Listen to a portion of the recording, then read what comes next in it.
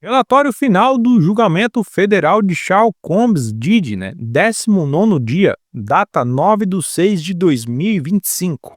Hoje teremos três assuntos dentro do tribunal. Um deles está direcionado ao depoimento pelo terceiro dia consecutivo de Jane, o outro está relacionado ao tribunal e ao caso, e o terceiro está relacionado a 50 Cent. O 19º dia de julgamento foi marcado por manobras jurídicas da defesa de Charles Combs. Os advogados entraram com um novo pedido de anulação do julgamento, alegando que algumas provas que foram obtidas de maneira incorreta e distorcida, incluindo mensagens contraditórias atribuídas a Cassie Ventura, segundo a defesa, Cassie teria admitido em uma mensagem privada que não testemunhou pessoalmente o incidente da sacada com Brianna Bongolan, uma das acusações mais graves do caso até o momento. Outro argumento levantado foi que as fotos dos ferimentos apresentadas pela promotoria seriam adulteradas ou sem relação direta com Combs, alegando inconsistência no metadados. Esse foi o segundo pedido formal de anulação ali pelo advogados de Charles Combs. O primeiro envolve o caso de Kid Cudi, né, de Scott Mascudi, e as impressões digitais. O juiz, então, Arun Subramanian, ouviu todos os argumentos, mas não decidiu nada ainda, informando que ouviria a promotoria na terça-feira, que é amanhã. O ambiente no tribunal estava totalmente pesado e carregado, especialmente diante da exposição de vários vídeos explícitos. A defesa argumentou que as imagens teriam contaminado emocionalmente o júri, fazendo assim o júri não ser mais parcial. Mas a promotoria também rebate dizendo que os vídeos são essenciais para comprovar o padrão de exploração sexual coercitiva conduzido por Charles Combs. Com isso, a promotoria declarou que está no caminho para encerrar a apresentação de novas testemunhas, devendo trazer ainda uma última vítima protegida pelos seus direitos, que vai ser aí mais um depoimento anônimo. Terceiro dia de depoimento de Jane, ex-namorada de Charles Combs, atingiu seu ponto mais brutal e revelador até o momento. Descreve com detalhes as agressões físicas sofridas, incluindo um episódio que foi arrastada pelos cabelos, espancada e mantida imobilizada sob insultos sequenciais. As mensagens entre Jane e Combs foram essenciais para ilustrar o ciclo de abuso e manipulação. Em uma delas, Jane declara o seguinte: "Não sou nenhuma estrela pornô, Combs. Não sou seu animal. Eu preciso de um tempo." Jane também narrou o episódio da festa da sobriedade, quando foi forçada a manter relações sexuais seguidas, mesmo depois de vomitar, exausta, humilhada e jogada ao chão.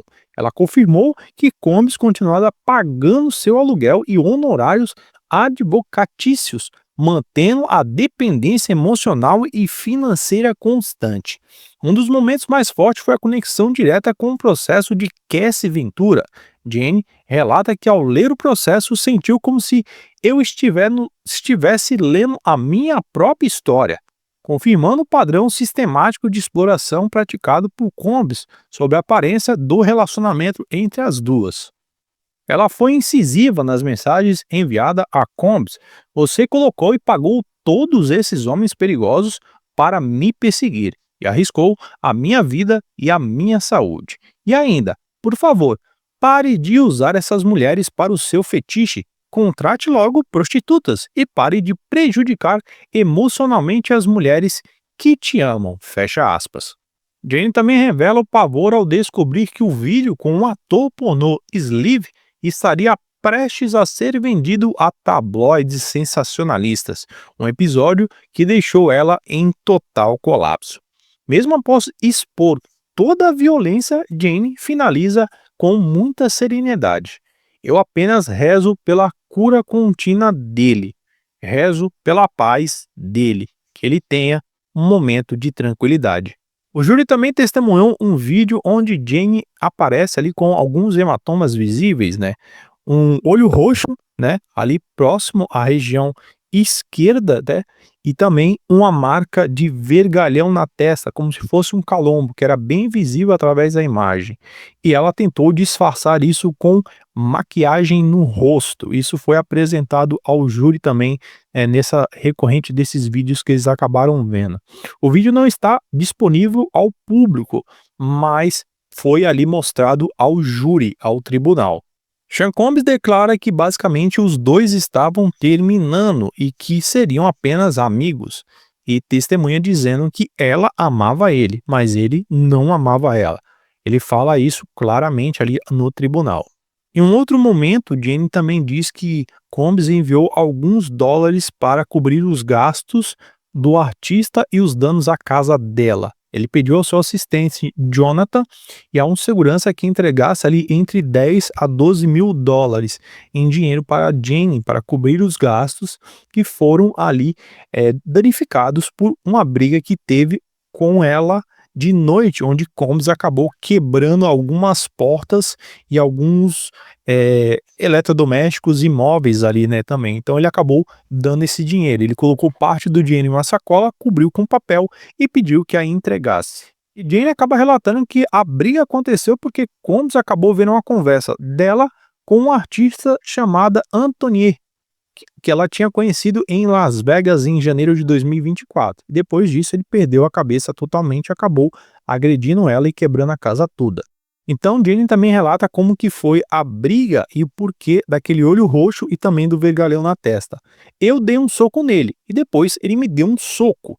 Jane deu um soco na têmpora de Combs, do lado direito, e não viu nada, nenhum tipo de ferimento nele.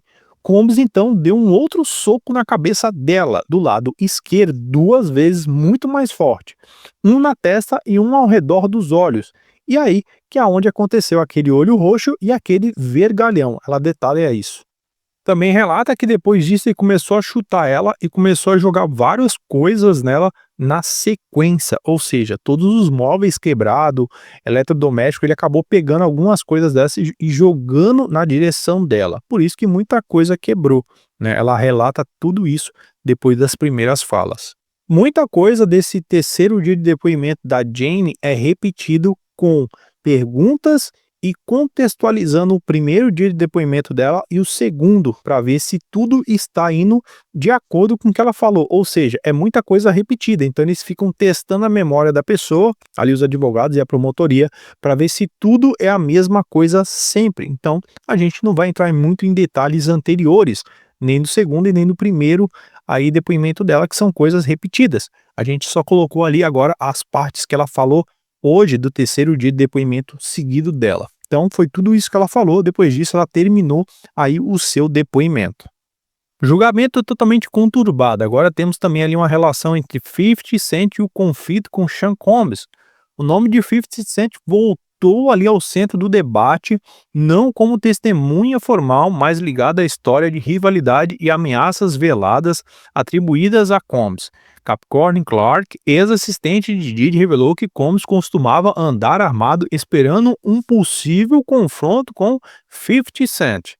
Tony Iago, integrante da G-Unit, ironizou as declarações dizendo que tudo isso era papo de palco, alegando que Combs buscava criar uma imagem de um gangster super poderoso, chefão, dono da máfia, apenas por estratégia.